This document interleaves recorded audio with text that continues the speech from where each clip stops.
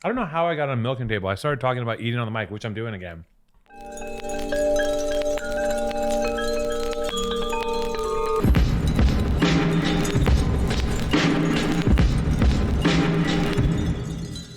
Dogs like to orientate. Dogs like to orientate themselves based on something to do with magnetic poles and gravity. That's what they're doing when they're spinning around. Anyways, so here we are, Powerful Truth Angels, newest episode, and once again, we're gonna be doing a wonderful show. And I'm not even going to pretend there's no guests today. We're going to take some phone calls. I'm going to talk to you guys, and we're just going to chop it up. I'm just going to give you a breakdown of what's going on. It is the beginning of November, and we over here at Born and Raised Enterprises / PTA, we're getting ready for the Sadie Hawkins dance at an undisclosed location. It's going to be quite an event. And that's all I'm going to say about that. If you know, you know. And if you go, you go. And that's kind of how that goes. But, you know, the thing is, like, there's a lot going on. What is you? Okay, I'm looking at Jason's notes. Joe Budden's bi, or is he? What the fuck are you talking about? So allegedly Joe Budden, famous personality, came out on his podcast as bi, saying he likes girls and guys. People are questioning whether it's trolling or not. Thoughts, Alex? You look like you want to say something. Who isn't at this point? Oh. Like, you know, join the club, bro. You know, like, who cares? It's not even news. It's not news. It's like you have to really reach. Like Demi Lovato says, we shouldn't call aliens aliens because it's offensive. I'm talking extraterrestrial aliens, not people who are alien to another country. You know what I'm saying? But yeah, Joe Budden. I don't know much about what Joe Budden, like, I'm aware of Joe Budden. I know who Joe Budden is, obviously. Pump it up. All right. He had, what was his crew with, he had a good group with, I think it was Eminem and Royce da 5'9", Joel Ortiz. They had some smackaroonies. I forget the name of their crew. They were like lyricists. Joe Budden's a lyricist. Was it Slaughterhouse? Was Eminem in that group too? Or was he just adjacent? I don't know. But Joe Budden being bisexual really doesn't move the needle for me in any way. Maybe hip hop cares, but this is, you know, I don't know what hip hop's take on it is. I'll tell you what is funny is that I saw Kanye on Drink Champs. You watch Drink Champs? I've seen it. Noriega, just Noriega is like a legend to me. Noriega, like, every CNN album, every solo Noriega joint. Noriega was the first person to one of the first people to work with Pharrell, and he had an infamous line where he said, "Run laps around the English Channel. Pharrell has a Cocker Spaniel," right? And it was his way of saying that Pharrell was gay. This is a different time. Mm-hmm. I'm sure Noriega would change his tune, and he didn't know. He didn't know at the time that Pharrell would end up being like a god figure in the musical landscape. And it's also a different time when someone being gay, right? Like at that time in hip hop and just in general, being gay was a major thing. Like it was like a big deal. When you find out someone's gay, like you got to come out, you got to have a ceremony, you got to tell your parent, it's a whole thing, right? The society as a whole was not really you got a sitcom for being gay, basically, right, back then. Yeah, I mean, maybe, yes. I think, you know, yes, maybe. I don't know if they give you sitcoms for being gay. They had sitcoms about being gay. The idea of being queer was like it was still very dangerous, which was kind of cool, right? I don't think it's very dangerous anymore, but the idea was dangerous. People were scared their children were going to be gay. Some people, and yeah, Noriega said that Pharrell had a Cocker Spaniel, which is like, I think Cocker Spaniel is a nice dog, and I don't know if he did have a Cocker Spaniel, but I mean, it's not my preferred breed, but I could get down with a Cocker Spaniel. So yeah, he said that, and you know, different time. I mean, there's a lot of different perceptions in the world about how all that stuff's taken. And hip hop, you know, I think hip hop still hasn't fully adjusted to, like, hip hop is on a very interesting trajectory because, you know, Young Thug is doing everything he can to be everything that, like, Young Thug is I don't even know what the fuck Young Thug's doing. I don't know where he stands on any of this shit. But I know that he wore dresses early in Atlanta. I don't know what I'm talking about. I can't speak on Young Thug. I don't know what the fuck he's up to. But I know that hip hop has gone through some serious, because if you think about this, hip hop became the preeminent leading musical force in the fucking world, right? It was rock and roll for a while and grunge. And then hip hop just basically took everything over. Like hip hop is everything. And hip hop is also, in doing that, hip hop is changing with the times. And we're all changing with the times. I got nothing more to say about rap music. I love rap music. I was listening to one of my favorite songs of all time in the gym today, Ghetto Boys, City Under Siege. And it's one of my personal dreams is to direct a video. The song has got to be 25 years, maybe 30 years old. You want to look up City Under Siege by Ghetto Boys? Amazing song. One of the best. It's definitely dating me. But this song, songs connect to you. Certain song connects into it connects to your brain receptors at a certain point, and it just never lets go of those fucking neurons. And City Under Siege makes me want to like punch holes through walls and like kick cars over. You know what I mean? 1990. So how many years ago is 1990? 31 years ago? How's that math? 31 years ago, City Under Siege. And to this day, if there's ever some way I can do it, I still want to make a music video for that song. That's how much I love it. There's a couple songs historically that I love so much that I've even considered taking my own money and making a video for them. I might do it one day because I love the fucking song so much, because I connect to it so much. I also like that song, the song that Jay-Z did with Frank Ocean called Oceans. You ever heard that song? Beautiful song. I mean, it's on one of their albums. No one liked it. I liked it. I loved it. It's a fucking great song. Anyways, I digress. Listen, Kanye was on Drink Champs. Kanye, it's amazing what I don't know. I don't, he still has that patchy haircut. He's got the back of his head. Looks like it looks like he has a mange in the back of his head. That's his haircut. His eyebrows are shaved too. He shaved his eyebrows off? He's just, and I think he's bipolar. I mean, we're all bipolar. And we're all bisexual. We're all bipolar. Let's just be honest. And he said that the biggest thing he regretted doing was signing Big Sean, which I found to be pretty funny. And then Big Sean follows up by being like, I was just with Kanye last week, and they have a picture together. Like Kanye's just like, at this point, like he's just, I don't know what he is. It's just crazy. But that's enough about that. I don't really want to talk about Kanye West. We want to tell you about a brand new HeadGum podcast, History of Heat, presented by StockX.com. The hilarious Yasser and Isaiah Lester are brothers and comedic writers who love everything that's considered heat. If you're wondering what heat is what's cool.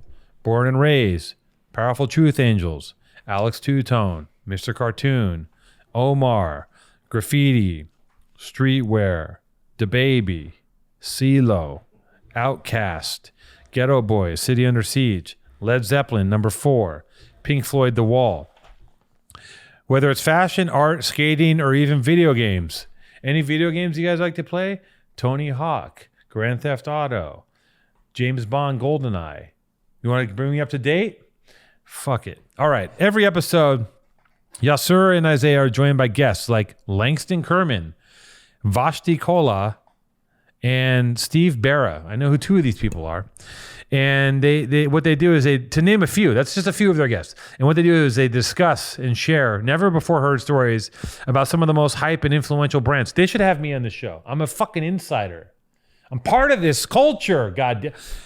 I'm part of the culture, Omar. I'm part of the culture. She can't hear anything. She hear nothing. Omar, I'm part of the culture. Omar, I'm part of the culture. Can you hear me? You can't. Oh, baby, you can't hear anything. I'm part of the culture. The culture. Part of the culture. Okay. Wait, have me on the show. Look at me. I'm animated. I do things. Every episode they do it. They talk to these guests. They talk about heat. So they discuss never before heard stories of some of the most hype and influential brands. They'll talk about everything from Nike, Marvel, Supreme, to Crocs and Travis Scott collabs. I think we rank.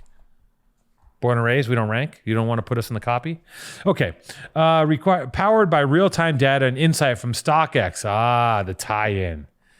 The fucking overlords. Powered by real-time data and insights from StockX, the global marketplace for authentic current culture products, History of Heat dissects the past, present, and future of all things heat. I use StockX. You want to know why? Because I don't have time to hunt around for things and wait in line. I bought some shit I bought some Gayu Kasu, I don't even know how to fucking say it, some Nike athletic shit on StockX, and I bought it on StockX, and I bought like a pair of shorts and a jacket, like they're just like $100, and then I go in the shorts, and the original tag was on there, and it was like $40 originally. So by the time it got to me in StockX, it, you know the game. The middleman makes all the money. You know what I'm saying? Okay, if you're a fan of our show, look out for their episode on art, which touches on everything from print to figurines, NFTs, and how the new generation is collecting art in the digital era. Collectibles and the money of it all. Everything from handbags and limited release sneakers. How these once abundant utility items have become alternative asset classes. What is happening? Streetwear, which talks about how a mom and pop screen press t-shirt can turn into a global brand like Supreme or Stussy. This is true. Born and raised, started in this house, in that room back there with a shoebox full of cash and a couple wacky guys with some ideas and a little neighborhood history.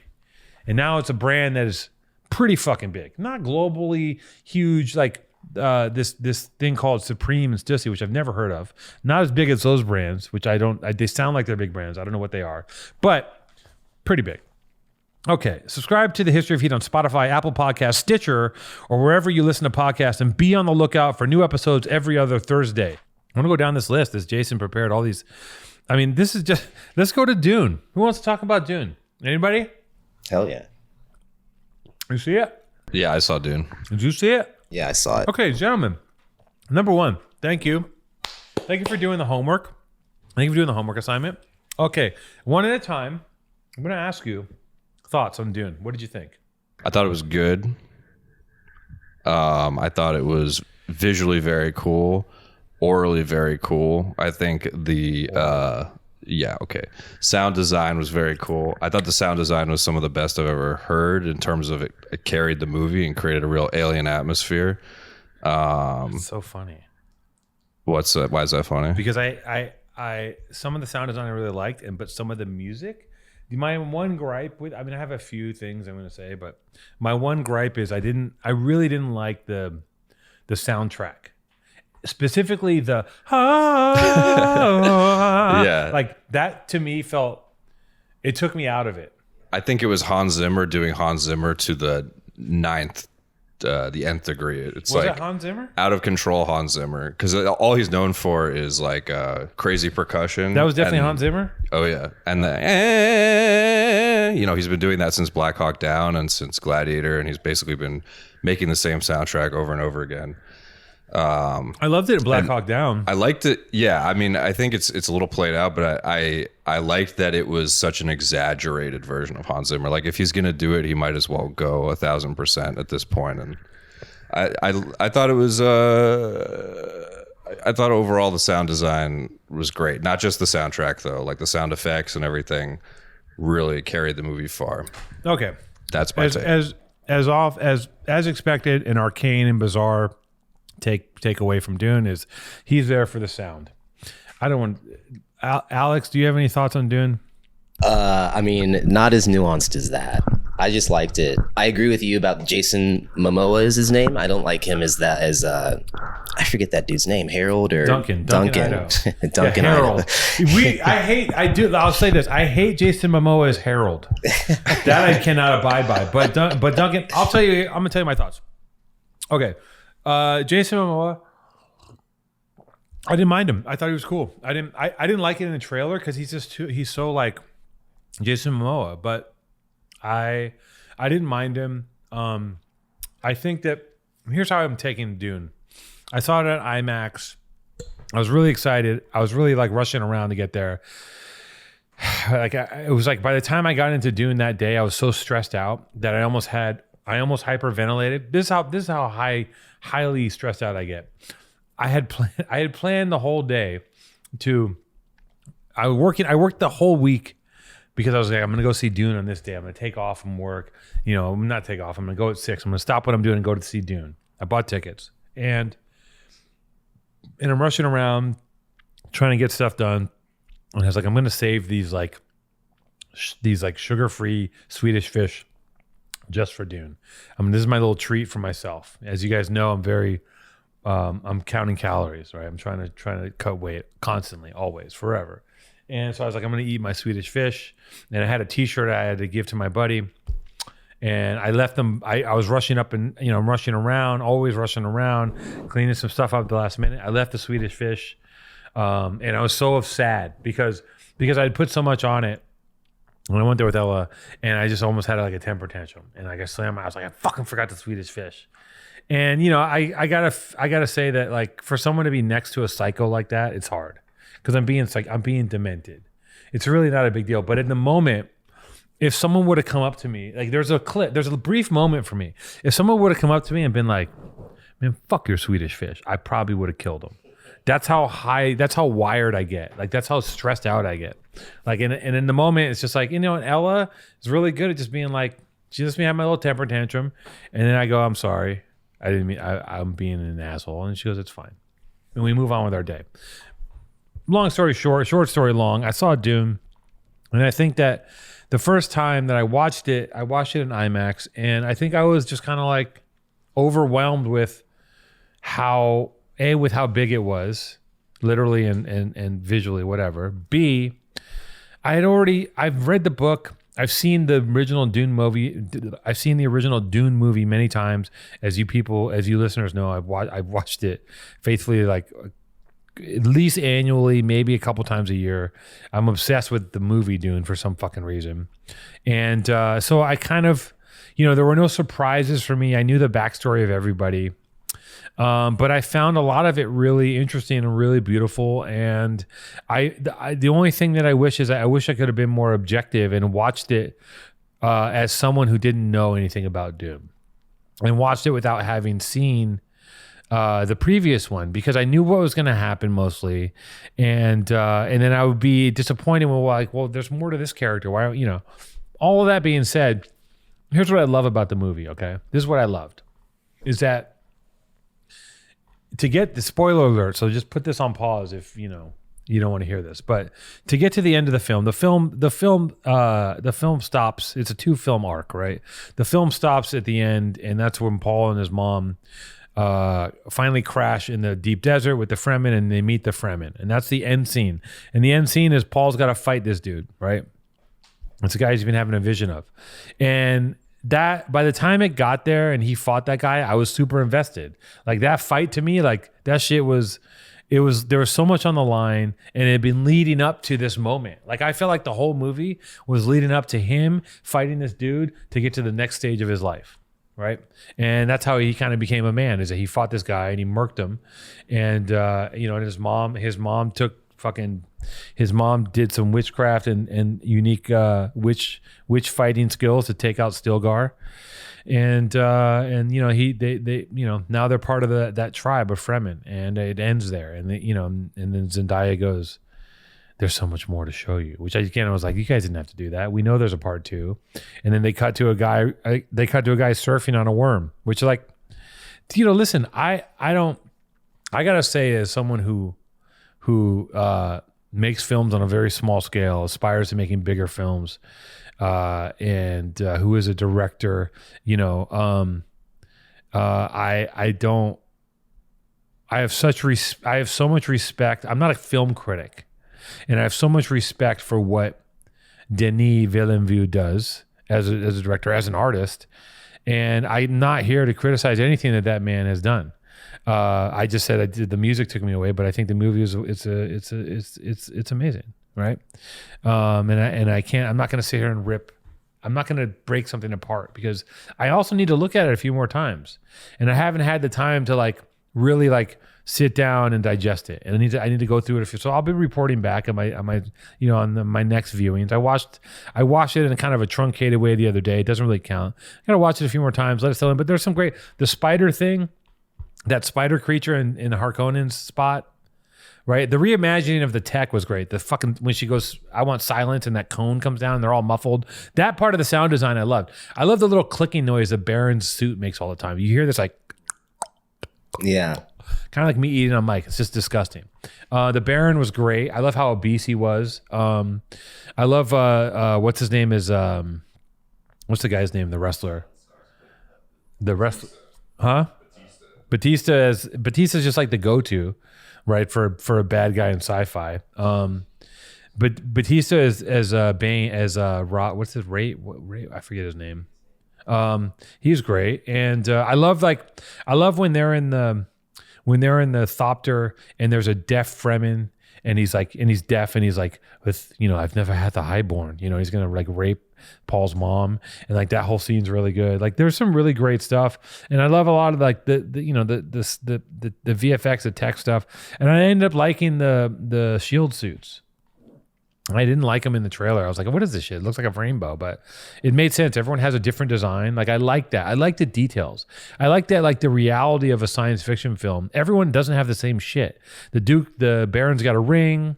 Paul has a bracelet. Everyone has a different way to use their technology. The same idea, the same technology, but a different piece of hardware, right? So, anyways, yeah, dude, yeah, I'm fucking look, and then I started listening to this podcast called Gom Jabbar, where they just talk about Dune at length, and I got more excited about it. They talked about the movie for 3 fucking hours. These guys, they're just talking about, and they're so deep in Dune world, and they're so immersed in Dune that you can hear these guys getting titillated when they talk about like. They talk about the Dune world as if it's real people that they know. It is crazy, but it's really good. It's really engrossing to listen to. So that's enough of that. That's my quick take on Dune. Everyone, how we doing? Everybody hanging in there? Sopranos creator reveals the meaning of Sopranos ending. He did? David Chase? Yeah, I think so. That's David Chase, right? What's the meaning? He dies. Of course he fucking dies. He very clearly gets killed. Anyone that thinks otherwise, I back that ending. That ending is way more powerful than him getting shot on camera. It's so dark. He gets fucking just destroyed in front of his whole family at his favorite fucking restaurant. Like, and it goes like that's the best way. That show is so good. It is. I just rewatched the whole thing again, and I might have talked about. Have I talked about this, Jason? I rewatched Dune again sometime since COVID. Not Dune. I rewatched The Sopranos again since COVID. And every time I rewatch it, it gets funnier, it gets better, and it gets more like, it's like a fucking opera that you want to see. Paulie Walnuts is just amazing, and it's just hilariously amazing. The guy with the Baja Fresh, like, give me a fucking break. You could do. I mean, there's whole industries based around watching Sopranos. There's podcasts, and didn't you have access to one of the Talking Sopranos people? Not Talking Sopranos, but shout out Pajama Pants that has the kids from the Sopranos as hosts. Okay, well, shameless plug. Okay, what else? Okay, so here's the other thing. Zucker, the Zuccarino, the metaverse. He made the metaverse. The thing is, has anyone seen The Matrix? Do we understand what's going on here? Like, we have all the warning signs. We've made the movie. We've written the books. Like, he made it. He made The Matrix. And I guarantee you there's going to be a time in the not so far future where people are going to be set up with saline or glucose, whatever the fuck keeps you alive, and they're gonna go in there for like a week and just check out. They're gonna put you on a little thing, and you're just gonna live in there. You're just gonna be suspended. Maybe they hit you with some Xanny or some Oxycontin, a little drip, and just put you in the metaverse to live your life. And people will be plugged in to this. This is real. This is happening. I just saw a motherfucker on Instagram designing. The first time I went to VR. First time I went in the VR world, I was like, I did some graffiti game in VR. And I'm like using the spray paint a wall. I mean, the texture, you can see the paint. It's crazy. It's so realistic. And I was thinking about, I was like, well, what if an engineer got a hold of this with the right tools? You could take engineering, like, you're not sketching on CADs, you're sketching in 3 dimensions. And I just saw a guy design a shoe on Instagram with a 3D VR, some sort of VR program, and he's just building the shoe. It's like a blob, and he's like makes a blob and spins it around. I'll show you the clip. It's crazy. We're in the future. We're actually going further than what we thought we would be. It was like, we don't have flying cars, but no one needs a fucking flying car. That's child's play. right? We have jetpacks. We don't need flying cars. There were people on those, remember for a minute, people were flying around in New York on like these, like, it was almost like a hoverboard. They were like 10 feet above traffic. You ever seen those clips? Not really. People be flying. People be flying around. It's happening. Okay, what else is on this list? So yeah, the metaverse. You guys, you saw the Matrix. You know what's going to happen. We're just like, we're fucked. We're so fucked. So like, I might jump in. Fuck it. I'm down. I'll take a vacation. I can go in there and do whatever I want. I told you, my friend, a friend of the show, has shown me a clip of him in VR, and he's, if I'm not wrong, he's a dragon. No, he's a demon, and he's jerking off a Shiba Inu. He's sucking a Shiba Inu's dick and jerking off another Shiba Inu in VR. So in VR, they are these avatars, but in the real life, they have goggles on. They're just in a living room going like this, you know. And I'm begging him to let me use that clip, but he won't let me put it on the show. And I keep talking about it. I just saw him the other day. Shout out to you, PP Man, #1. And so yeah, you know, it's all great. It's all good. We got to call in. We're gonna do some call-ins today. Is there anything else we should talk about before we go into call-ins? Anything else you guys want to get off your chest? You have any ideas? Any ideas?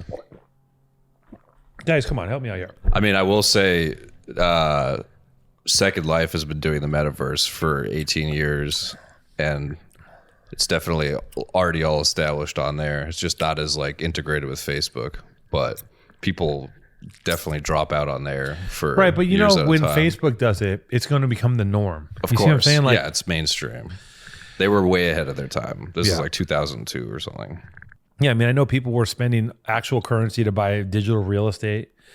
And I remember hearing about that. I heard about that maybe 20 years ago and being like, I don't understand. What do you mean? They're like, some guys like, yeah, this guy spent $60,000 to buy a plot of land in a game. And I'm like, I don't get it.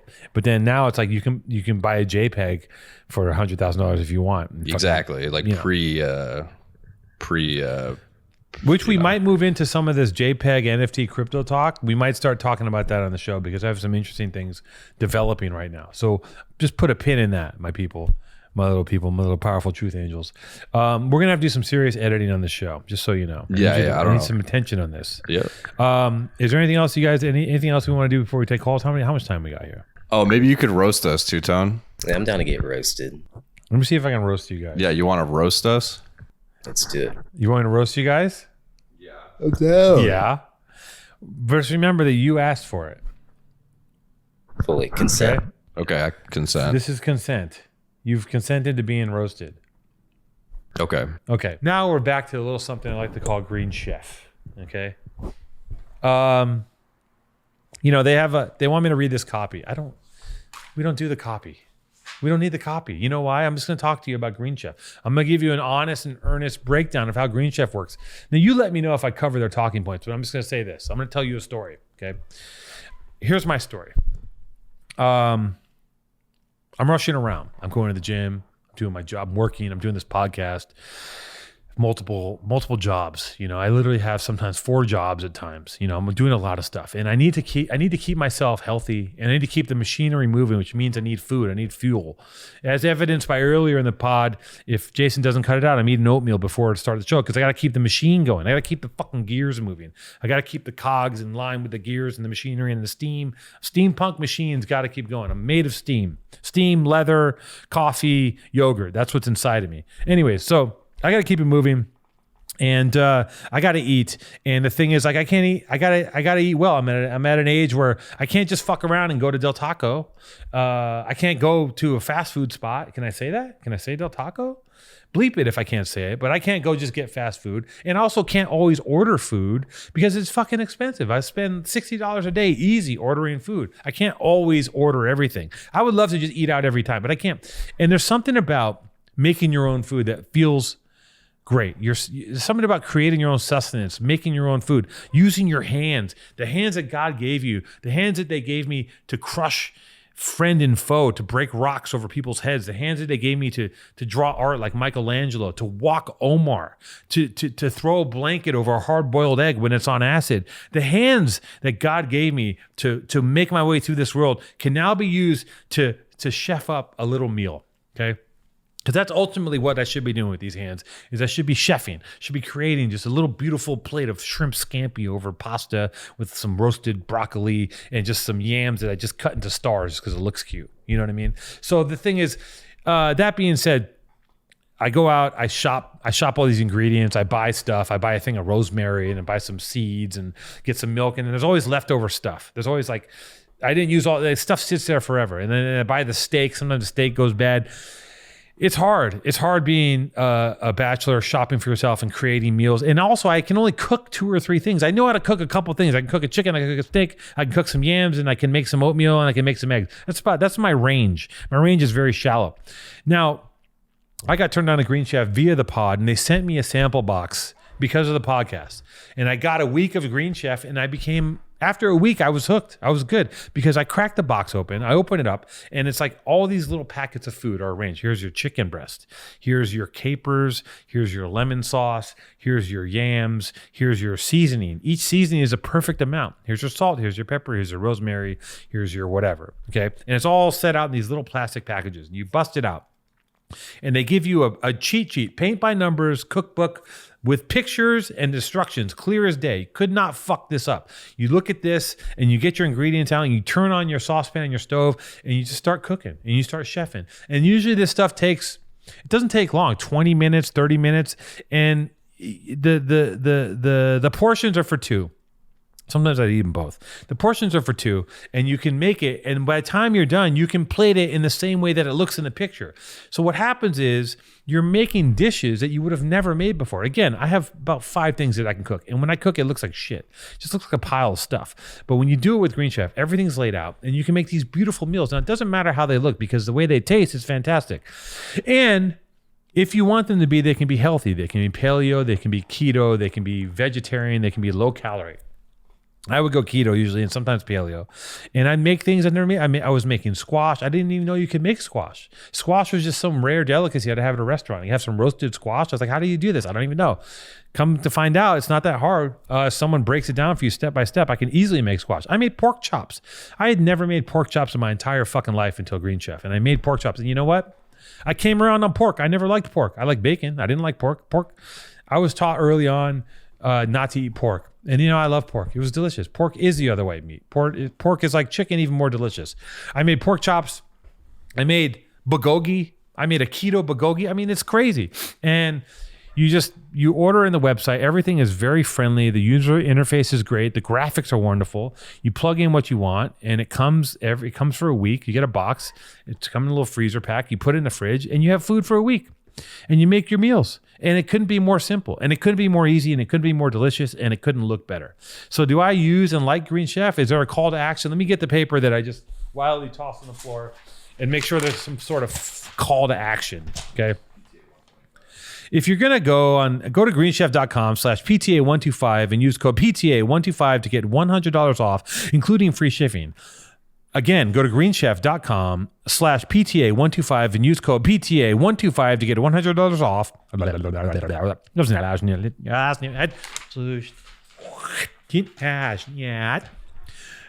Go to greenchef.com/PTA125 and use code PTA125 and get $100 off, including free shipping. Go to greenchef.com/PTA125 and use code PTA125 to get $100 off, including free shipping.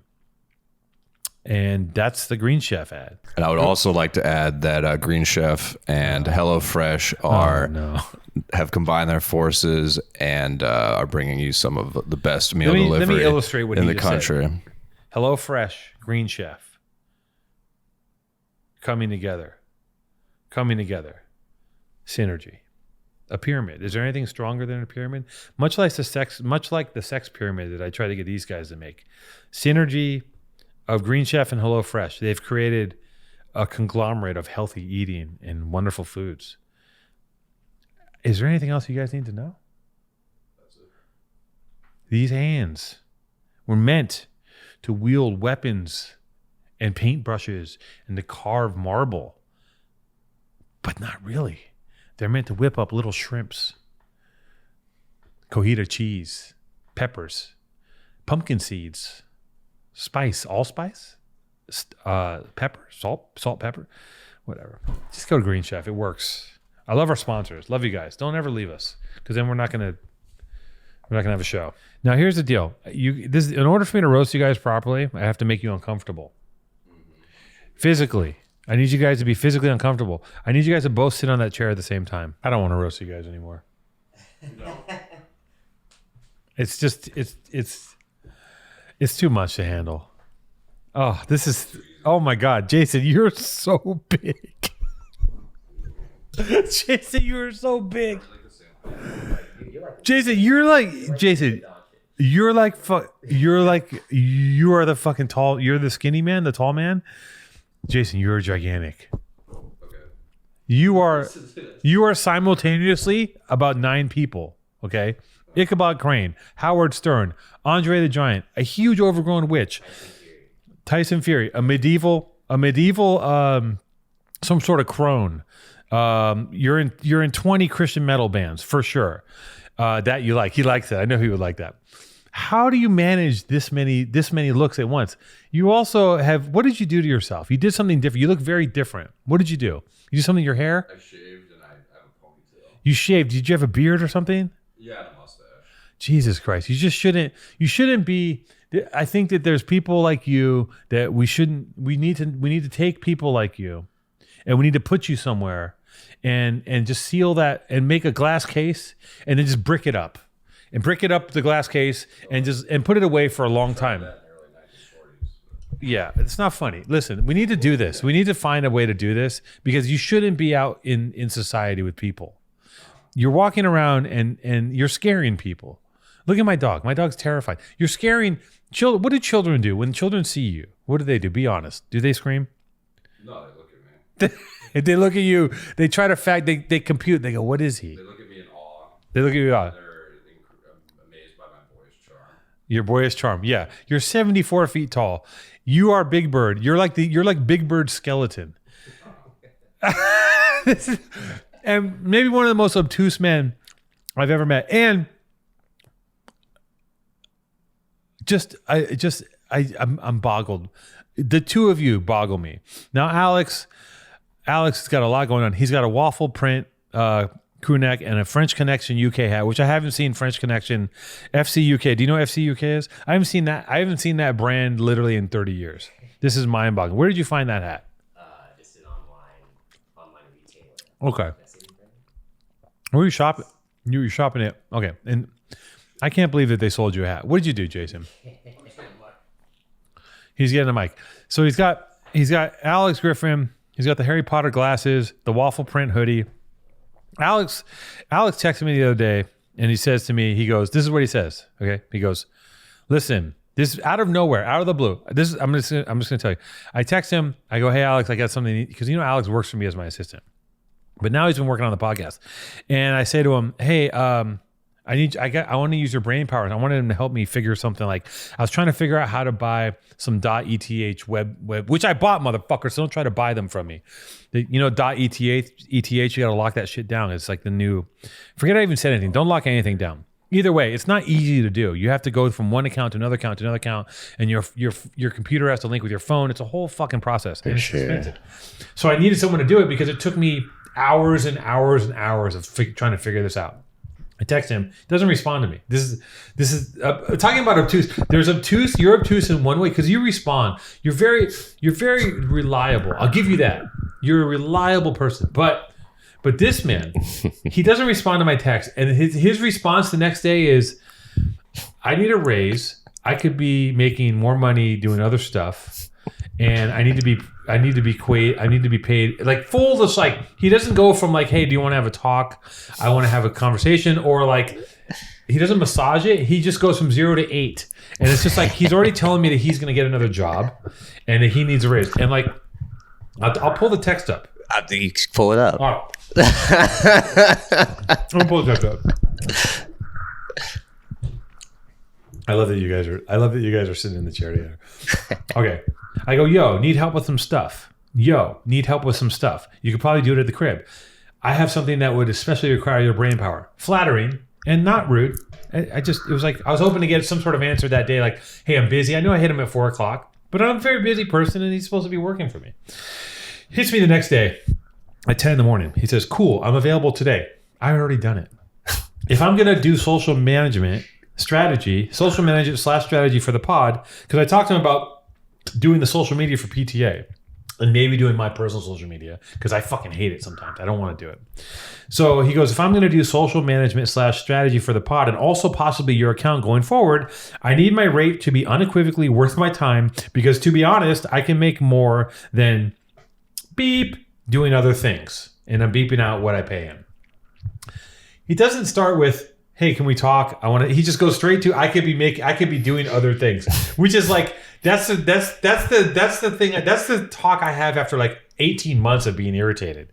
He just want, and then I'm like, my gut response is usually like I usually, cause I don't go off my first indication and I don't fly off the handle. I like to let things marinate a little bit, but usually my first response would be like, okay, well go figure that out,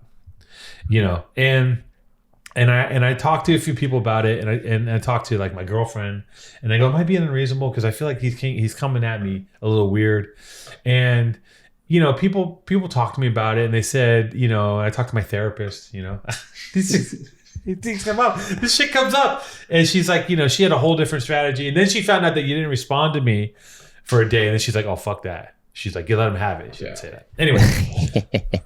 Anyways, that was Alex's communication. We got an odd crew here. I don't think that if the three of us walked into a nightclub, we'd instantly be arrested because they would know something horrible. This dude's an expert at milking tables. You're 14 feet tall. You definitely own an axe. I know you have an axe at your house. I have a tomahawk, yeah. Of course you have a fucking tomahawk. You have a Morning Star too?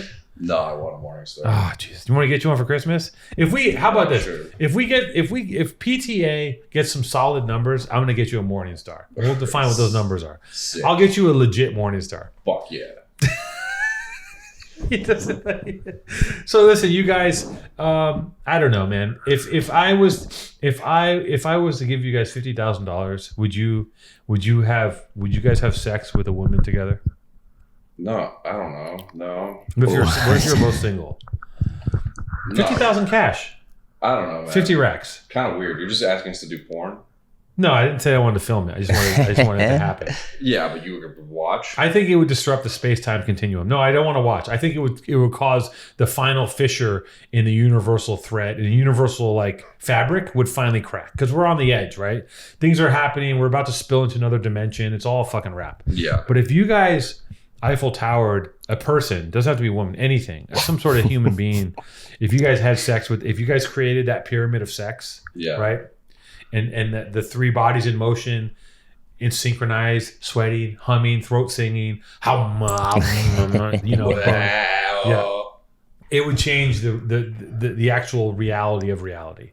Yeah, it'd be some 50 powerful grand. stuff. You wouldn't 25K each? Why are you thinking about this at all? Because you guys are sitting on the same chair together, and it's terrifying to me. This is so funny. You made that happen too, though. So right, so maybe I can make this happen. 25 racks each, cash.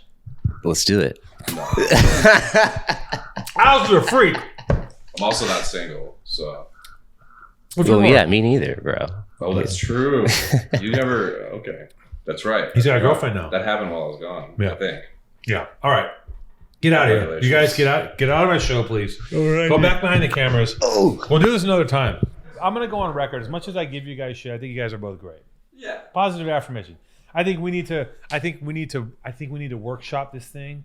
I think we got something here that could happen, but we got to work at it. You know what I'm saying? Should we take some calls? How much time was that? How much?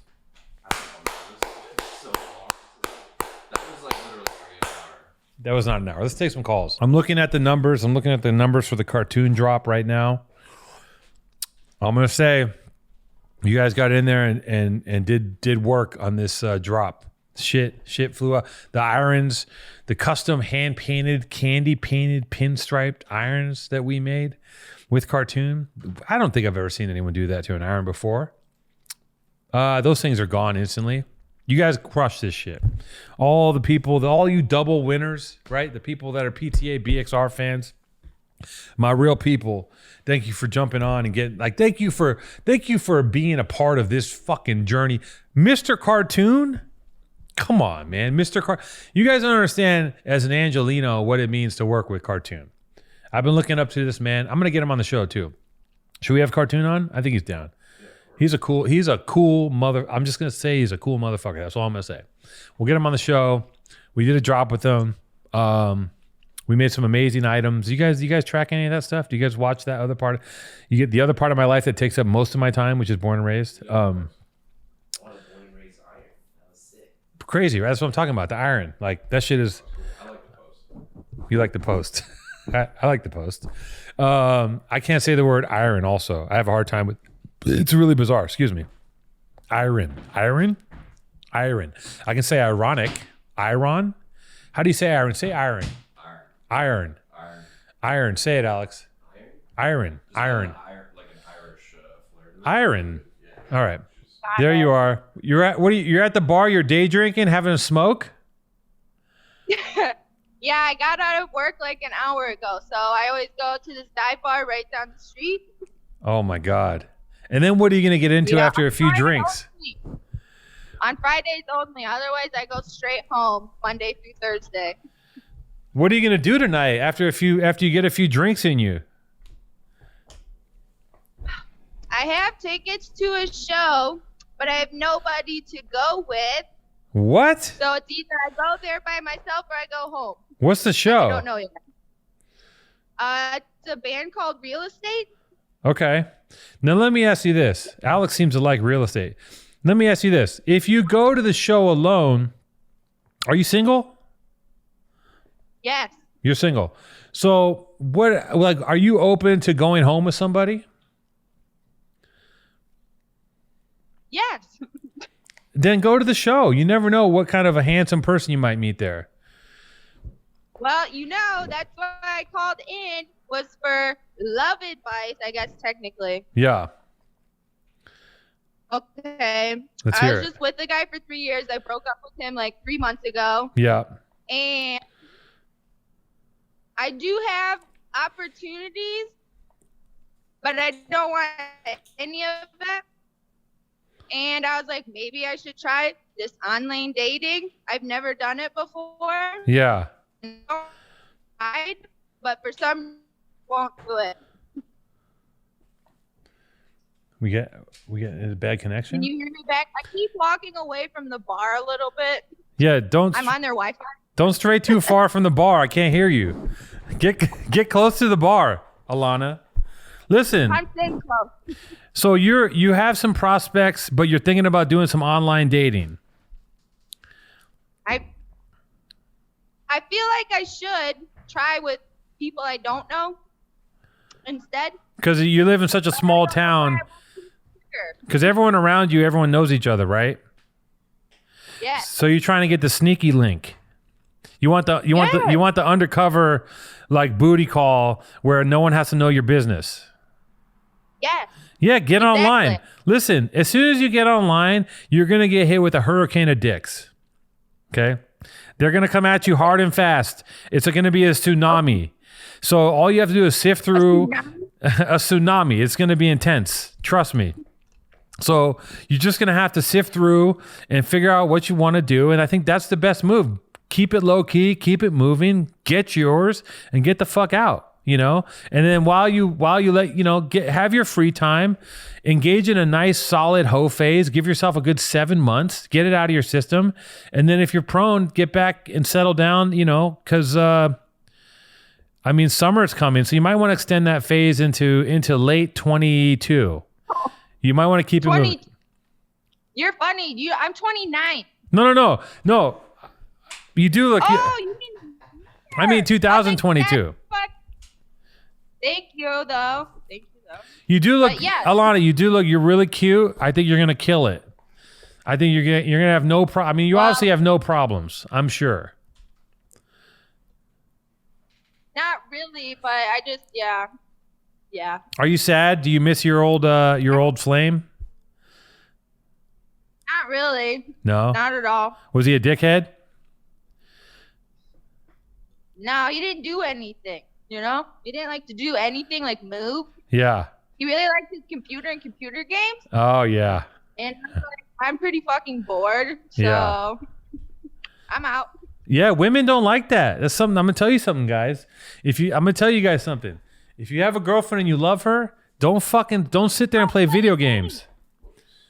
Don't play video games. No bigger turn off. No bigger turn off than when I come home and you're already on that fucking laptop. Nope. They want attention. They need to be seen. They need to know you think they're beautiful. They need to know. They need to feel desired. That's the kind of creatures that these women are. You can't just be playing fucking World of Warcraft or Legion of Families.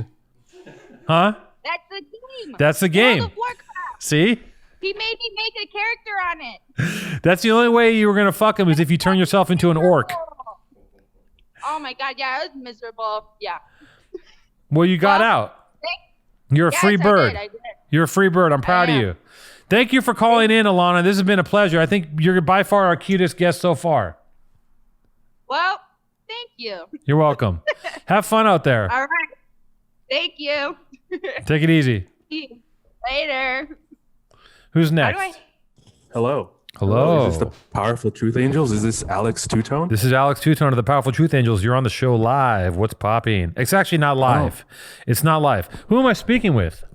This is Naveen from Vancouver, Canada. Okay, we got another Canuck in the house. Naveen, the party machine. What's going on? Well, the prompt said that you're giving out relationship advice. Yeah. And yeah, I'm the master of relationships. Let's hear my advice. yeah, so I've been in a relationship for almost 8 years now. Okay. And the little things are just getting to me, like just being dismissed here and there. And I know it's not a food pod, but we like it to be a food pod. Yeah. So, like, I'll give an example. She will just dismiss anything I want to say. Like, we were trying to toast these nice sandwiches that I had bought from an Italian deli. And I wanted her panini press, and I asked her for some butter. I got to butter these buns so I can put it in the panini press. Yeah. And she said, you don't need butter. You don't need oil to toast anything. And I just looked at her like she was crazy. Did you hit her? Do you not butter your grilled cheese? Naveen, did you strike her? Because let me tell you something. Right? You don't have to say anything more to me. Okay? The fact that she told you not to put butter on the bread that you put in the fucking panini press, I might fly out there. I am enraged right now. That woman is a menace, and you should you should pack your shit, box it up. Don't even say anything. I don't care if this happened 3 months ago. Box up your shit. Get the fuck out. That's crazy.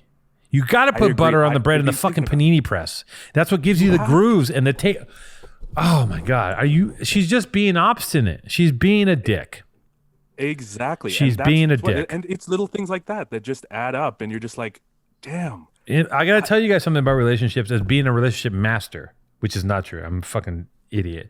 But it is the little things. It's the small little things that we do that add up and make you crack one day. It's a little nuanced stuff. It's a little thing of like like not accounting for someone's feelings, not letting them put butter on the bread in the panini press, which is like if I'm going to eat a fucking panini, I'm putting butter on the bread in the press. I mean, are you kidding me? And you just wanted to make a nice hot sandwich for you and your girlfriend. Naveen, you just wanted to make it. You got a beautiful Italian sandwich. You're like, let's make this even better. You know, it's like putting a little whipped cream on the hot chocolate and getting scolded for it. You get me. You get me. I think that you need to. I think you need to put your foot down.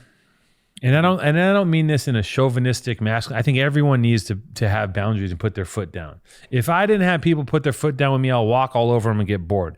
She might be bored. You need to tell her, I need you to respect.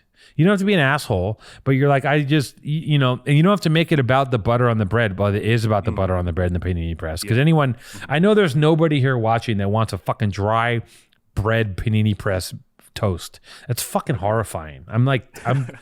I'm livid right now. Anyways, you're going to have to start talking to her, and you're going to have to address the situation. You've been together for 8 years, okay? You're at the point now where it's like, what are you going to do? You're going to get married, you're going to have kids, you're going to keep it pushing. You're going to have to talk about the little things and be like, hey, I think do you guys live together? No, not yet. That's the thing. We're only 26 and we're still living at home, just saving that money. You've been together since you were 18. Yeah. So you guys were 18 and legally started having sex, and you're 26.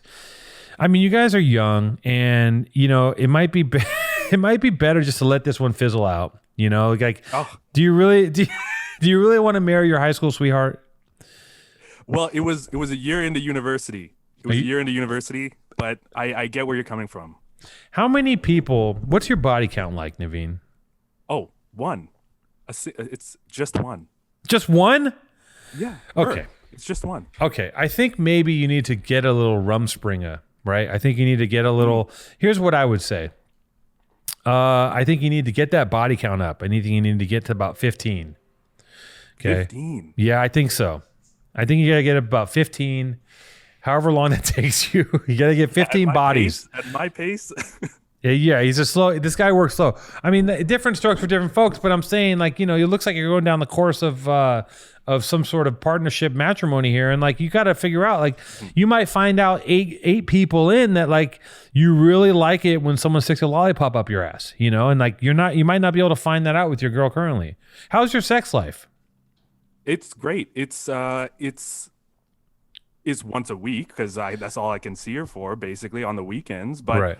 When we get together, it's magical, I would say. It's still, after 8 years, your sex life is still magical. Now, is that because you're coming once a week, or is it because you just can't get enough of her wonderland, aka body? I think it's a bit of column A and a bit of column B. But Fair. You know what? Like you said, it might be at that number 8 where I finally am like, oh my God, right? I can't get better than this. Like, I didn't know I was into horseplay. Exactly. Or I didn't know that, like, my fetish was like doing jiu-jitsu, with a girl being choked. You just don't know. You know what? I have seen that. I'm into it. I saw it too. I actually was telling the guys in the gym, I'm like, we started talking about something about jiu-jitsu, and I was like, that there is wrestling porn. It exists because everything exists. Any porn that you want to exist does exist. What's your, okay, here's a question. Speaking of that, what's your pornographic / masturbation life like? Every day to every other day. Every day. He's got a schedule every other day. Well, look, you're at an age where, you're going to be producing semen in copious amounts for a very long time. And, you got a lot of cum in you, and it's got to get out. You got to get the poison out on a pretty regular basis. You only see your girl once a week. I think being with someone for 8 years, like, I think you can start to explore the idea of changing who you are inside that relationship. Because here's the newsflash: you can do whatever you want. You can literally, you build a little world with somebody, and you guys can create the rules inside that world, and you can do whatever the fuck you want. She can only see you once a week. On the weekend, you can be like, I'm kayaking. This is my new life, and you can see me on Wednesdays. Or you can say, let's have a conversation. Let's talk about this, because I feel like you're dismissing me. And, all the bullshit I'm talking being aside, I think communication's a key. You got to sit down and have a conversation, and you have to have a frank conversation about the state of the union or relationship and look at it and be like, hey, let's look at this objectively. You got to be able to look at things objectively and say, you can't look at things for fear of, you can't put yourself on hold for fear of other people's emotions. I'm not saying to be an asshole, but you got to take care of yourself, and you got to make sure that you don't feel like you're being slighted, because eventually it's going to wear thin, and the stress will crack the whole thing open, and then you're going to, but better now than when you have a couple kids. Oh, for sure. I don't like being disrespected at all. I hate it. I hate disrespect. It makes me, it drives me nuts more than other people. I think I'm very, in that respect, I'm thin skinned. I don't like being dismissed. I don't like being disrespected. I don't think anyone does. I felt the same as you when you were talking about the chicken on the floor. I was amazed. I couldn't believe that you had to go through that, because I'm on your side 100%. You cannot pick up and eat chicken off the floor, and don't ask me again if you can eat it. Yeah, that was an episode, and I will say this in the defense of the wonderful and beautiful Ella. That's probably the only thing that she does that I don't like, is that she'll eat things off the floor. So if you look at the grand scheme of things, I'm doing pretty good. Everything else is great. But the fucking girl will literally eat wet spaghetti out of a gutter and not even blink. And it's terrifying to me. I'm terrified of it. But again, that's, she, it is what it is. I mean, I don't know. You have to put it all on the scale and balance it, like, what's your girlfriend's name? Jessica. Like Jessica is dismissive, but Jessica has an insane ass and the scale goes up. You have to measure it. Jessica sometimes is very late, but Jessica is like insanely good in bed. The scale moves based on what we want and don't want. You know what I mean? Yeah. And based on that scale, I think I'm gonna push through. I'm gonna try a bit harder. I'm gonna put my foot down a little bit. Because Jessica has a great ass. I'm just talking. It outweighs everything. Pacino, Heat, anybody? No? Okay, he gets it. He gets the reference. Thank you. No, Godspeed, and I wish you luck. And I think that stick up for yourself and communicate and tell people how you feel, because that's the only way to get through these things, especially relationships. You got to come clean and talk and discuss it. You got to talk about it. Everything should be talked about. Everything. Everything should be discussed. Awesome. Every fucking thing. It will be. All right, Naveen. I wish you luck. Call in next time. Let me know how it goes, and if you're still together. I will. And send nudes, please. Okay. We'll see. Thank you. Just kidding. Not kidding. There's some solid love advice. I'm kind of like a love guru at this point. I'm really batting 2 for 2. Yo. Humberto was popping.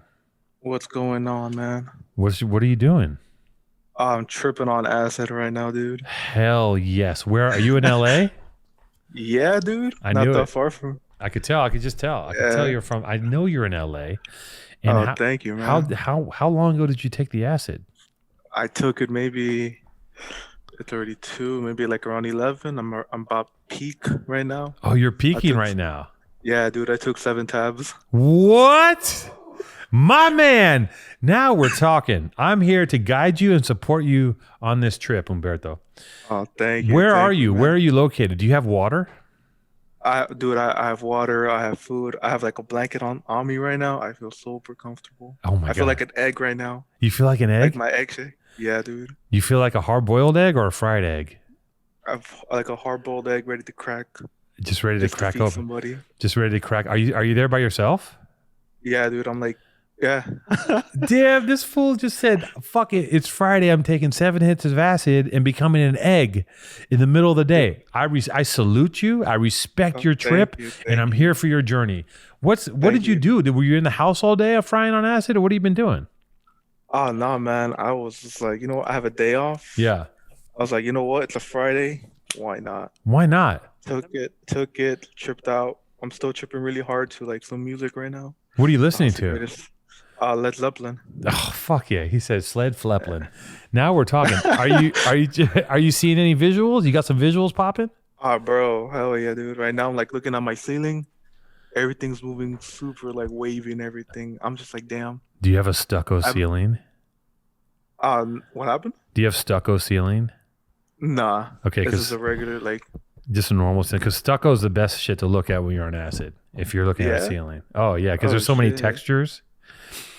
What else could we? Do you want to freak yourself out? Go for it, dude. Well, I want to have like a bad trip a little bit too. So. You should put on Jodorowsky, Holy Mountain. You should watch Holy Mountain. Yeah. Yeah. All put on Holy Mountain and 7 hits of acid. Watch Holy Mountain. Okay. Yeah, all right. It is something else. Just anything by Jodorowsky, but definitely Holy Mountain would be sick. Trying to think what else would be good. Yeah, because I watched Alice in Wonderland. Dude, okay, that was that movie fucking tripped me the hell out. Okay, this might send you out. This is gonna send you out into another world. Jodorowsky, definitely Jodorowsky. You got some Led Zeppelin. If you run out of shit to listen to, I could imagine listening to some Radiohead on acid. Some Kid A might be kind of interesting. All right. Some Led Zeppelin is good. What else is some good hallucinogenic psychedelic music? I was listening to Pink Floyd earlier. Yeah, Wish You Were Here album. Pink Floyd. Okay. Dude. You're just going for the standards. You're going for the classics. Of course, because I'm like, you know what? It's a Friday. I feel a little bit classy myself. So you know what? Fuck it, man. What are you listening to when you're not on acid? Anything, to be honest with you. You what? Anything, to be honest. Anything? Do you ever listen to rap? Fuck yeah. What do you got? What'd you recommend? I think maybe some Outcast could be nice on acid. Dude. Hell yeah. I was listening to Mac Miller Swimming one time on acid. Yeah. Legitimately was like the greatest experience of my life. Dude, I love that. I love that stuff. I recommend, like, if anybody who listened to the album on acid. Yeah. Greatest thing ever. So you got the acid, you got plenty of water, you got food, you got a blanket wrapped around you, you're turned into a hard-boiled egg. Have you seen anything visually, like swirly, melting, anything happening?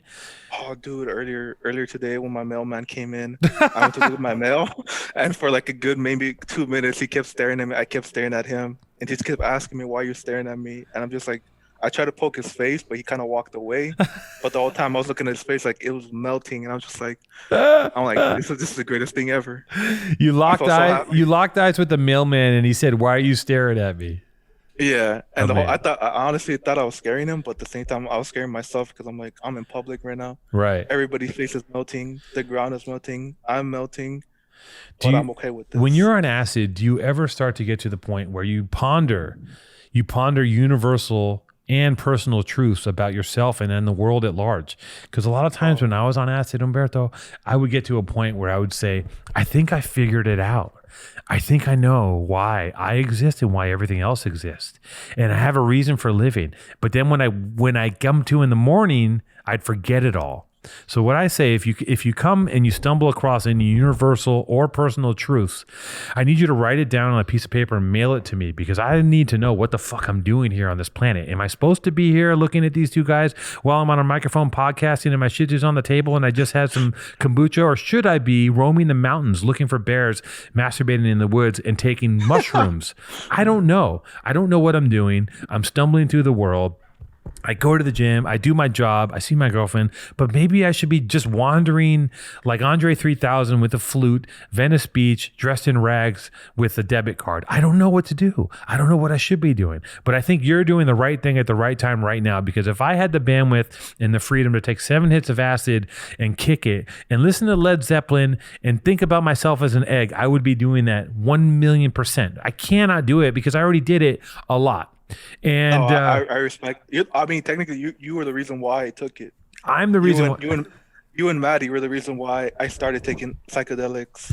Really? Because I remember watching an interview that Maddie did, him talking about his psychedelic trips, and then you did an interview that you talked about it. How like you were staring. I think it was ayahuasca that you took, and you said you were staring at a fire, and you came out of it saying Am I an asshole? Am I an asshole? That was with Sponto, and we did a peyote ceremony, but that's medicine for his religion, his native religion. That's different from what you're doing. Now, I'm a big proponent of psychedelics. The trick is to know when to hang it up, because you can't do it forever. So you like you don't want to be in your 50s dropping. I mean, maybe you do. I don't know. But I know that I did so much psychedelics at one point. I think I'm glad I got out when I did, because I think I might have burned through a few microchips and neurons in there. But I will tell you that of all the drugs and the drug families, psychedelics might be the most useful, because you really do get a chance to look at yourself, you know? And do you ever get caught in the mirror when you're on acid? Oh, so many times. Earlier, before this call, I was getting a glass of water. Yeah. I looked at myself in the mirror. I thought it was a demon. Yeah. For like a good 2 minutes. Yeah. And afterwards, I remember the blanket. I kind of put the blanket over my head. Yeah. And I told myself, I'm like, I started feeling beautiful. I'm just like, holy shit! Like, took out the blanket, demon. Put the blanket on top. Yeah. Beautiful. I'm just like, damn. See, it's the duality of man. Don't you wish that there was a way to record what you could see on acid? What do you say? You want to go? Oh yeah, dude. Oh yeah. You know what I mean? Imagine if they had the technology so we could see what you're seeing. We could see the melting of the body and the mind. We could see the mind expanding. Let's take a trip, Humberto. You're traveling first at the speed of a snail, and you're floating over the ground, and you're floating over the landscape, and you're floating over the hills, and you're looking at the rivers, right? And you're floating very slowly, and you start to rise up, and you go a little faster. And now you're traveling at the speed of a hummingbird. No, you're traveling at the speed of a lazy bee, and you're a lazy bee, and you're buzzing through, and you're in the forest, and you leave the forest. Now you're in the city, and when you hit the city, you start rising up over the cars and over the street, and now you're going at the speed of a dove or of a pigeon. and you're floating and you're getting higher and you're gaining more speed and you're seeing the city and you're exiting Los Angeles and you're getting an expanded view and you're flying over the country and you're flying up towards Washington and you're making a hard right into Oregon and you're flying somewhere over middle America and now you're somehow flying bird's eye view of the planet. You're looking over at Idaho and you're looking over and you're starting to get higher and higher and you're going at a supersonic speed. You're going so fast. You're like 16 Hawks, that kind of speed, right? You're at the speed of 16 Hawks. Okay, you're flying at the speed of 16 Hawks tied together in tandem. That much power, and you're flying high, and you're getting high, and you might blast off into space, but all of a sudden you recognize something in Florida, and you zoom back down as fast as you can, and you're zooming back into the planet, and you land right face to face with a crocodile, bird's eye view, and you say, "Mr. Crocodile, what's it all about?" And he looks at you and he goes, "Knowledge." Damn. It can happen to you. Humberto, I'm so glad you called. I'm so glad you're on acid. I wish we could keep him on while we talk to other people. Is that possible? Humberto, do you want to stay on the phone while we talk to other people? Oh damn, that's kind of a mind blowing right there. Right? Let's expand your mind. Expand your mind, Damn. Craig. Let's get out there. Let's get out in the outer limits. You can stay on if you want, because I just love that I know you're going to be high for a long time. So if you want to stay on the phone and listen to me talk to other people, you can.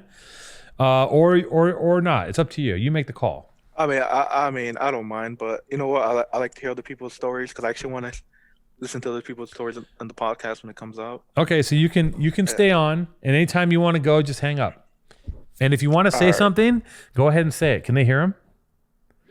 Okay.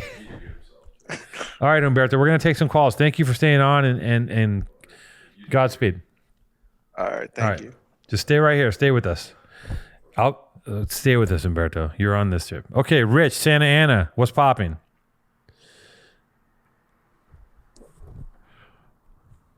Now, is this Rich in Santa Ana, or is he in the rich part of Santa Ana? Rich, no, I'm not rich. I'm poor, but I'm in Santa Ana. Yes. He's in Santa Ana. This is Rich. What's up, Rich? What's going on?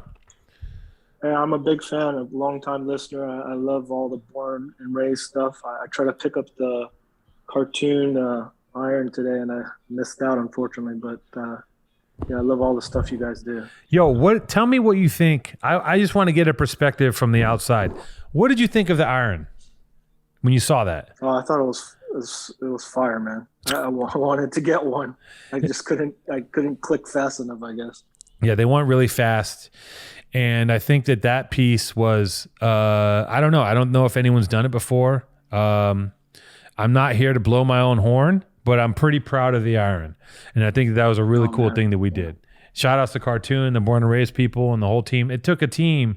Let me tell you something. Making that hand-painted, candy-painted, pinstriped, custom-engraved Iron was a motherfucker. And it took a whole village to create that little creature right there. Anyways, what's going on, Rich? What can I help you with? Well, I saw your guys' post, so I'm just calling in because I think it's kind of an interesting, dark, powerful truth. Okay. That I could share to the rest of the Powerful Truth Angel fans. We'd love to hear your dark secret. And I'm going to let you know something, Rich. While you share this secret, in the background, Humberto is listening. He's another caller. Humberto is currently on 7 tabs of acid. So I want you to know this, and you might say something that's going to completely blow his mind. And if it does, Humberto, you can pipe in. Thank you. All right. Rich, what do you got? What? So I think I have my car that I've been driving for about 10 years or so. I think it's cursed or it's haunted or something, because I've had 3 different things happen to me with that car that has literally changed my life.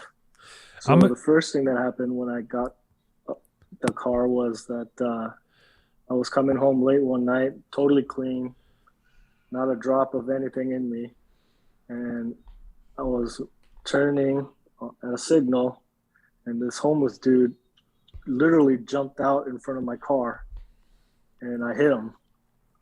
And he was just like lying there, and I didn't know what to do. So there was nobody around. It was like maybe 2:00 in the morning or something like that.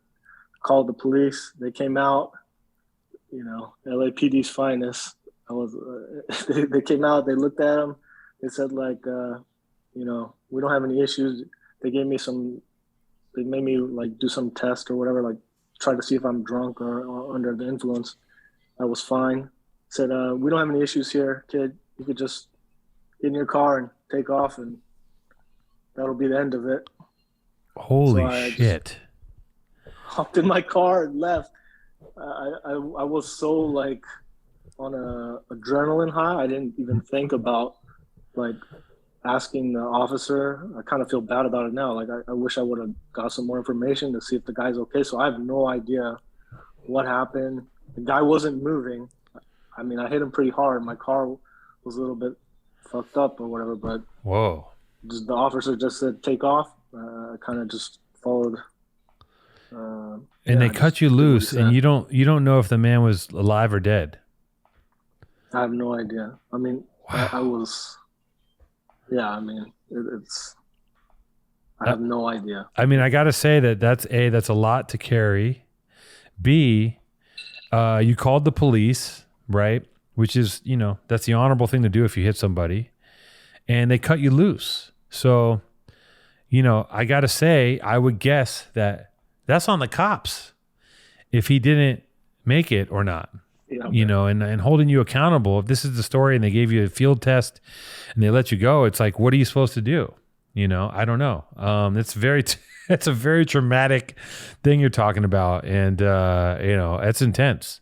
What was the second thing? I got, okay. So the second one is that this time I was messed up. I went out partying all night and I was not doing well. So I decided to just park my car and just, you know, basically call it a night and sleep.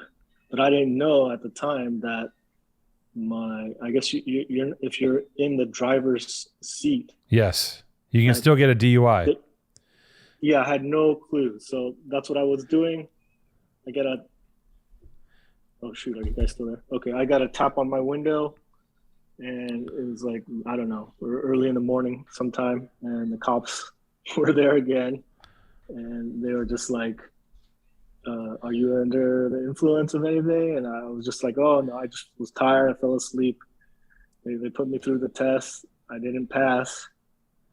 And at the time, I was actually let's just say, like trying to be in the medical profession. Yeah. And that I totally got screwed on that because I got basically a DUI, and then they check your record every so often. Yeah. And I got flagged, and I actually lost my job over it because, yeah, I was just. Were you a nurse, or you trained to be a tech? What were you doing? Yeah, I was pretty much like a nurse. Right. So, which is tough. I mean, yeah. you have to go to school for that. There's a whole thing going on, and they got you with a 502, and they fired you, huh? Yeah. Yeah, it just was. I thought I was doing the right thing. But I had no idea that if I was just one seat over. Yeah, I would have been. That fine. Sucks. That fucking sucks. And what's the third thing?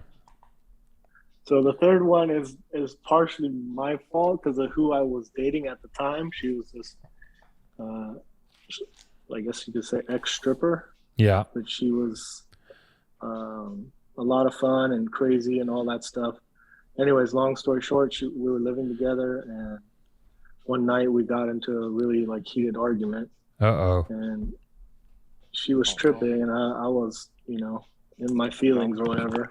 She got in my car, the same car, and she was going to take off. And then I was being like, you know, dramatic. So I was just like, you know, got in front of the car and was like, stop, you know, like, don't leave or whatever, blah, blah, blah. Let's talk this over.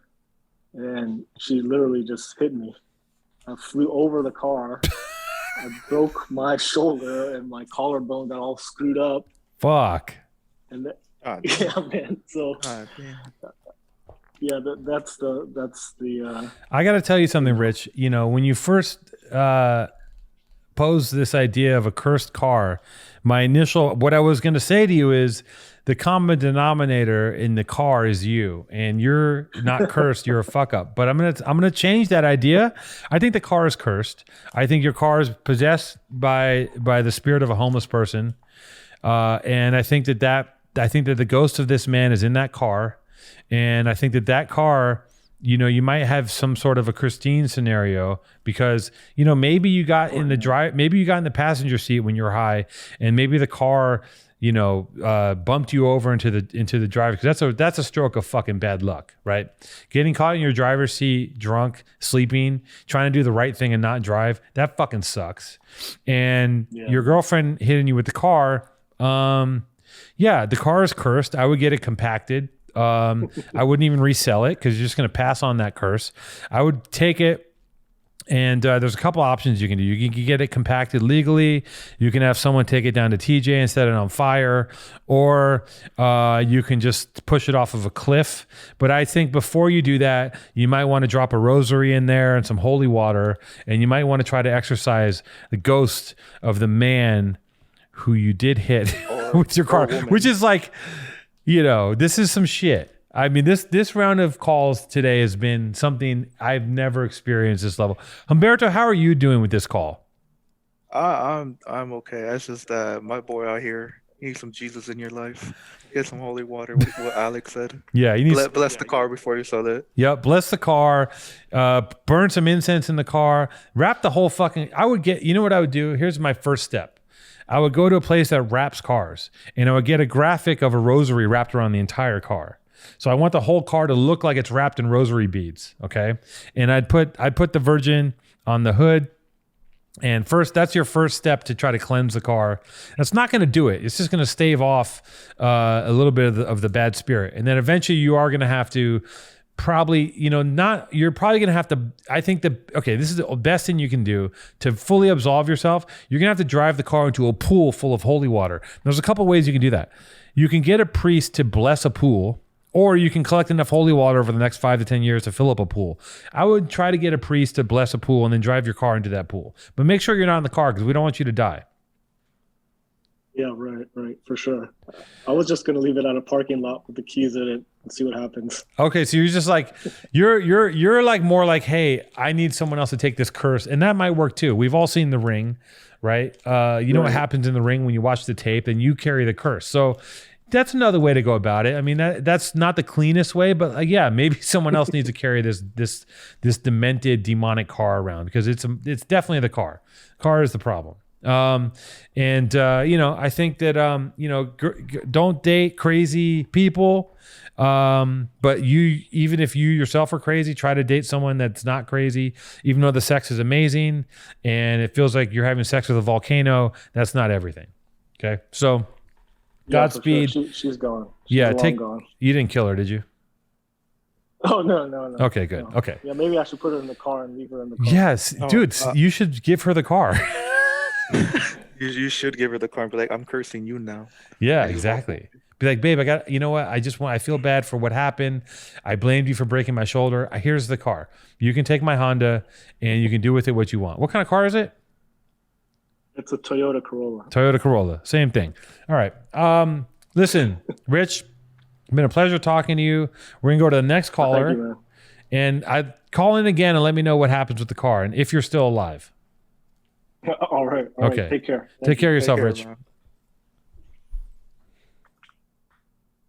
That was very, very. How about very that, Humberto? wise. How was that? That was something. The trip is easing better now. For like maybe 2 minutes, I thought I was kind of paranoid. I heard the cops outside right now. I was just like, oh shit, they know I'm on it. But we're good. Rashid. I missed that. What did you say, Humberto? The cops are coming in? Coming in. Don't worry, the cops aren't coming. Nobody knows what's going on. Nobody knows that you're an egg. Okay? Nobody knows. We know. Everyone watching the podcast knows, but nobody. The cops don't have an APB on an egg right now. Trust me. I'm on Citizen. If they were looking for an egg, I would know. They're not looking for an egg. Just stay as an egg. So how's your day going? Yo. How's your day? It's going pretty good. Yo, is this Sam? Yeah, this is Sam. Hey, what's up, PTA? What is up? You're talking to Alex Two-Tone of Powerful Truth Angels. I'm here with Omar the Shih Tzu, Alex Griffin, always riffing, and Jason the Stork. The crew. Oh my God, Jason the Giant Claw. I was hoping he'd let me in this time. He let you in. Daddy Long Good. Legs. Yay. Daddy Long Legs, the Giant Claw. Look it up, 1937. I know you guys are packed. Roast me. Roast me today. I think, it's Friday. I have to be punished today. Sam, you sound like a masochist. The problem is I can't see you, so I can't roast you. Okay, wait, hold on. Let me see if I can. There he is. Yeah. Sam. Oh my God. Sam, so let me say, you went to Supercuts and you said, make me into a mushroom is what you did. You literally look like a mushroom that's smiling at me and driving. Keep your eyes on the road. You're a fungus. Oh, my eyes on the road. Okay, number 2, you have CDs in your you have a CD wallet? Is that a CD wallet? You have a CD player in your car? How are you 1/3 my age, but you're using technology from the 20s? What are you doing with those CDs? Are you setting up coasters? Are you going to play flong with your college buddies? What are you doing? Sam, where are you going?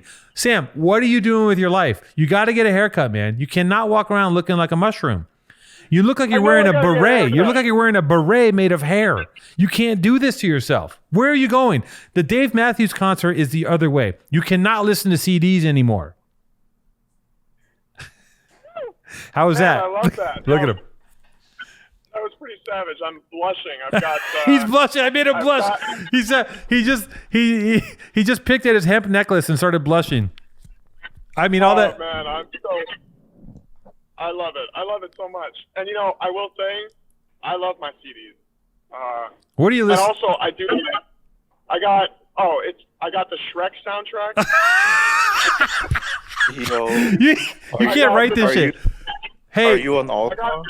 Hold on, Sam. I forgot to tell you, Humberto's on the line, and Humberto's currently peaking on 7 hits of acid. He wants to talk to you. Oh, put him on. Let's hear him. I would roast you, but you look like a kind human, so I wouldn't roast you. Humberto can see him? I can't see you, but you sound like a kind human. Oh, thank you. I love when the roast stops and we're just nice to each other. I mean, you guys are doing great. This is the podcast for friends who have no friends. I do have friends. I promise I have friends. I swear I have friends. But I like powerful truth angels. I can tell. And clearly, you guys are best buds. Yeah, we're all best friends here. Sam, I gotta say, Sam. I mean, honestly, Sam's a good-looking dude. I can't. He can take a roast. He's good at being roasted. What do you got in the CD wallet? What else are you listening to? You have the. So I have the Shrek soundtrack from the first movie. Okay, this is insane. I have the Napoleon Dynamite soundtrack on CD. So you only listen to soundtracks from 20 years ago? No, I have mostly Mastodon and Weezer. Okay. And I have a collection. It's like a compilation of folk. What's his name? Mississippi John Hurt CDs. I don't use them. I just got this car. It does have a CD player, but my phone is what I use now. So I have them for decoration mostly. Oh, because and my band. I have my band CD in here somewhere too. Okay. I'm in a band. Roast away. He's in a band. Do what you want. No. He's in a band. He's definitely, like I said, he's in the band. He's on the wrong side of music because if you're not making rap, you're not going to make any money ever. So he's in a band just because he wants to play music. I'm pretty sure. What's your instrument? Didgeridoo? That's a yes. He plays a didgeridoo. He's got a 30-foot bamboo pipe that he plays, and the man literally is probably 26% hash. I'm looking at this man. You remind me of my brother. My brother is 76% marijuana, 12% hash, and the rest of it is some beer. But inside of that body that's made up of those substances is a brilliant mind. My brother's a scientist. Shout out to Brad, the man. We'll talk more about Brad. We'll do a whole Brad show one day. It's going to blow your fucking minds when you realize. Yeah, do a Brad show. And hey, I need a Dune cast soon. I got to say, I just saw Dune. I did a Dune. I did a Dune recap in the beginning of the show, and it was kind of like, I'm going to be honest. I didn't have a lot to say other than I didn't love some of the music, but I thought it was great, and I'm gonna watch it again. What did you think? I haven't read the books. I only have seen snippets of the David Lynch Dune. So that's the perfect way to see this movie. So I had kind of a blank slate going. Oh no. But sorry, I mean, unless it's necessary. But I am more than excited for the next couple movies. And my girlfriend, who knew absolutely nothing about it. I knew like a bit of the story. She knew nothing. She was like, "Oh, I love that movie. I loved it, and I can't wait to see the next part." And I was like, "Yeah, success." It was great. All in all, I was very, very happy with it. He gives it a thumbs up. Sam likes Dune. All right. Thank you, Sam. It's been a pleasure. Thanks for sharing your time with us. Humberto, say goodbye to Sam. Oh, thank you. I know you're a good person because you have the Shrek soundtrack. People who have the Shrek soundtrack have big penis. Shout out to the Thank you. Shrek soundtrack. Thanks Shout out to for the having me on, Shrek. fellas. Shout out to the Shrek soundtrack. Somebody once told me the world was gonna roll me. It's gonna roll me. I ain't the sharpest tool in the shed. Something with the. Thanks, Sam. Something. PTA, I'm out. Bye. Bye. All What a right, guy. Alex. I think. What a guy, I think Sam. I'm Last caller. Last caller of the day, Humberto, and we're gonna hang up. Brady All right. Vickers. Brady, full disclosure. Brady, what's going on, Brady? Shady Brady.